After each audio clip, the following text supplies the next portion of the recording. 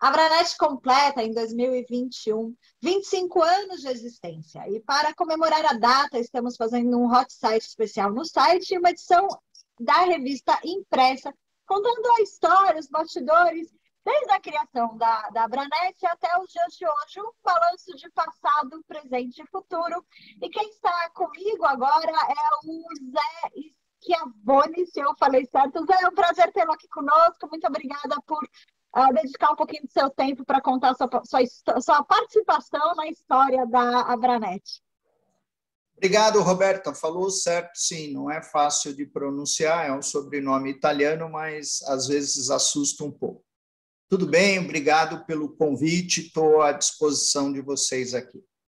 Legal.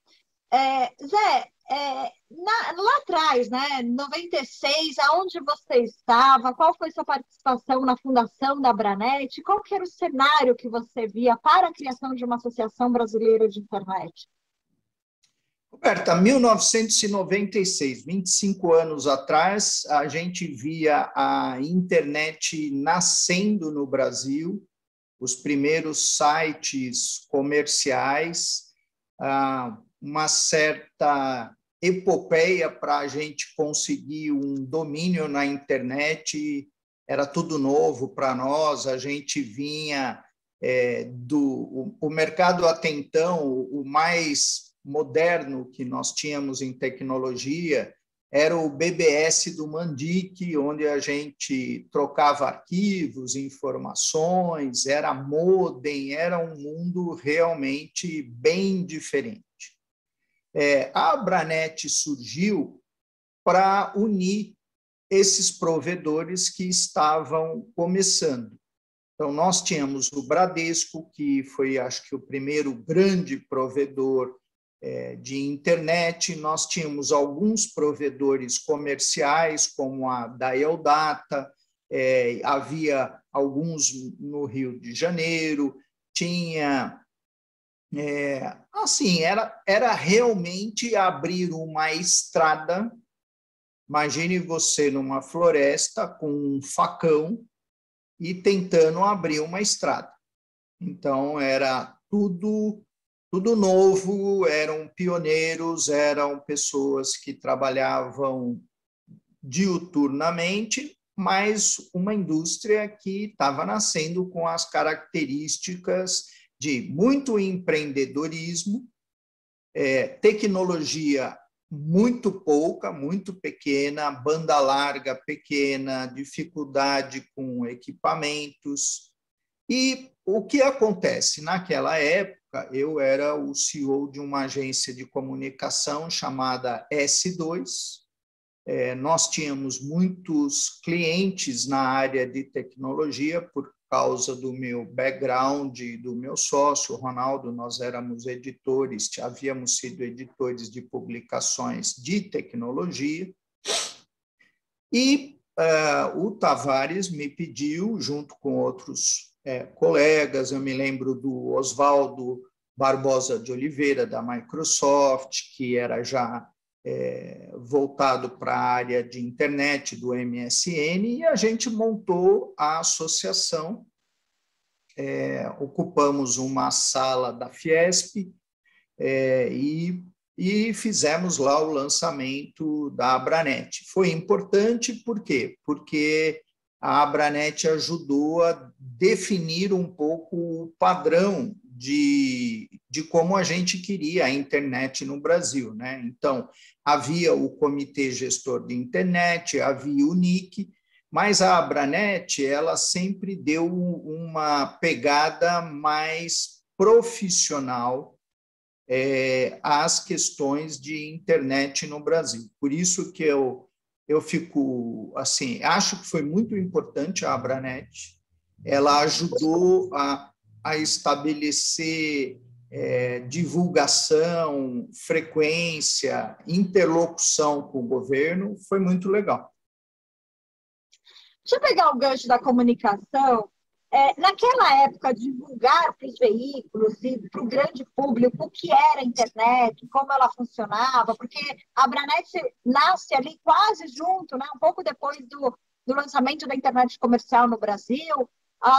como que as pessoas entendiam isso e recebiam essa novidade, do ponto de vista de comunicação, né?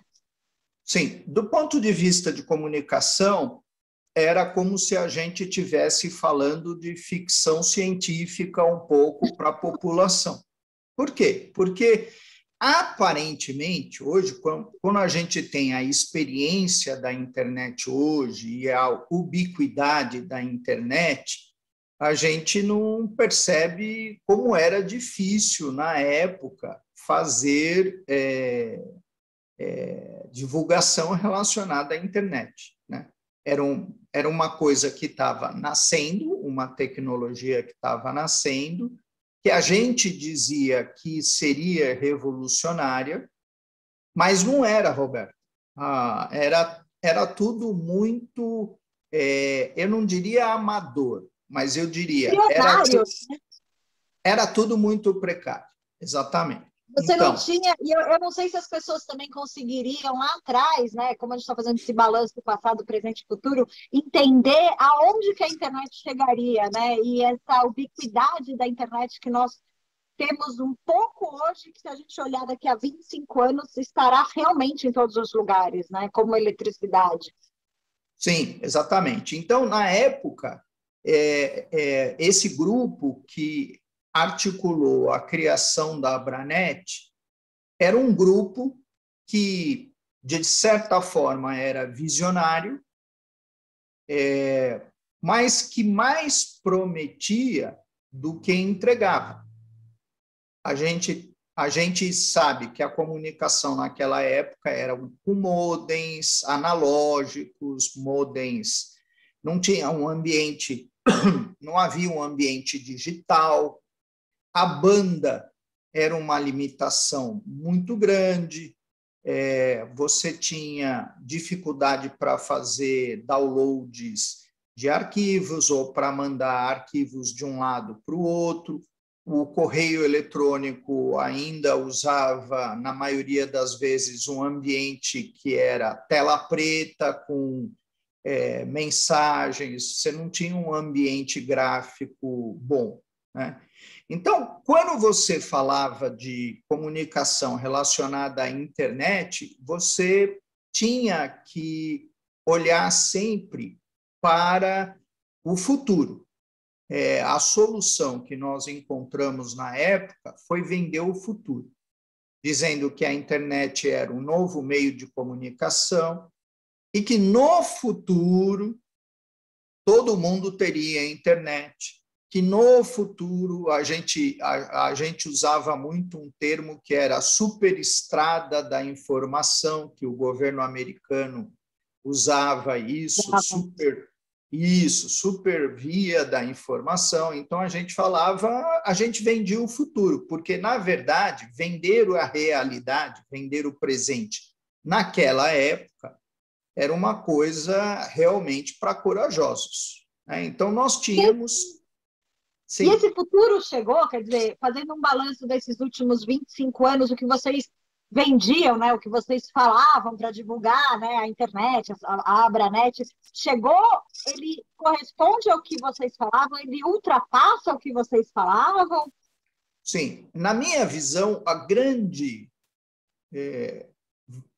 o grande legado da internet é a questão do acesso. A gente ainda sabe que o país tem 5.700 cidades, não são todas as cidades que têm internet, mas com a soma da internet e o advento e a popularização do celular, a internet está em todos os locais. A gente sabe que hoje basta a gente fazer uma tentativa de ter um dia de trabalho ou um dia normal sem internet. A gente não conseguiria fazer ações básicas, por exemplo, pouca gente se lembra disso, mas a gente ia no banco todo dia ou quase todo dia para ver saldo, para pagar contas, para a gente acessar serviços públicos como conta de luz, conta de água, ou mesmo pagar impostos, serviços das prefeituras, dos governos, a gente dependia de ir nos locais. O acesso à informação era muito mais difícil, o acesso à informação hoje é super simples. Claro que existem outras situações relacionadas com a popularização da internet, porque a internet é um espelho da sociedade, Roberta. Você tem gente que usa a internet para o bem e você tem gente que usa a internet para o mal, para aplicar golpes, disseminar fake news. Então, você tem essa questão da popularização do veículo e, da mesma maneira que ele auxilia, ele também, alguns se aproveitam dele para o mal. Mas eu acho que o grande legado da internet é o acesso. Você ter milhões de pessoas simples, pessoas que não precisam ter uma infraestrutura grande na sua casa, mas que utilizam a internet todo dia. Quando você dispara uma mensagem pelo WhatsApp, né, você está trabalhando no desenvolvimento de uma comunicação que 25 anos atrás nenhum de nós conseguiria imaginar onde chegaria. Claro, ainda há muito para avançar. Agora, o que eu penso... Sim. Eu ia falar, e olhando, pegando esse gancho, né, do futuro, olhando para frente, né, os próximos, não sei se a gente consegue fazer uma futurologia de 25 anos, mas olhando para os próximos anos, o que vem, o que esperar da internet, quais são os desafios que esse futuro traz?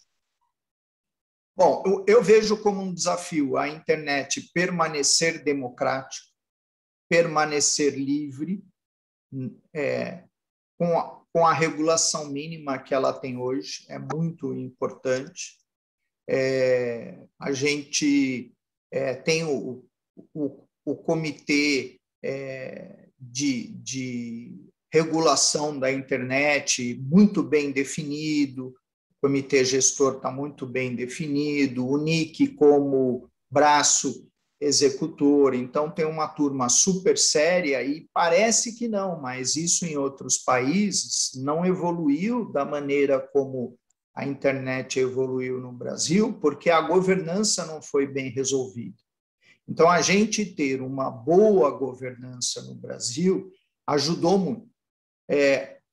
Como eu vejo o futuro, né? O futuro vai ser a internet das coisas, nós vamos ter todos os dispositivos na nossa casa ou no nosso trabalho interligados, conversando entre si, e nós veremos coisas que antes a gente achava que era de um episódio dos Jetsons, né? A gente vai ver a geladeira conversando com o fogão, a televisão conversando com o aparelho de som, você vai ter...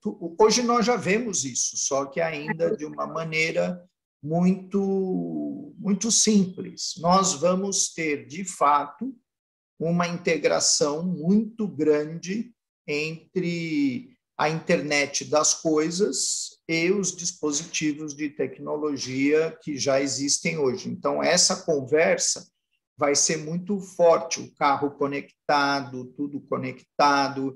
É assim que eu vejo, né? Então, você tem um quadro na sua casa, mas você quer mudar a pintura. E o quadro vai ser digital e ele vai mudar a pintura. Eu acho que você vai ter uma integração muito maior entre os dispositivos e, principalmente, dispositivos não conectados que vão se conectar entre si. Um desafio de governança muito grande também, né? Zé Luiz, muitíssimo obrigada pela sua participação aqui no especial da Abranet 25 anos. Muito obrigado, um prazer e vida longa à Abranet. Tchau, tchau. E muito obrigada a você que nos acompanhou e acompanhe todo o especial em abranet.org.br. Até a próxima!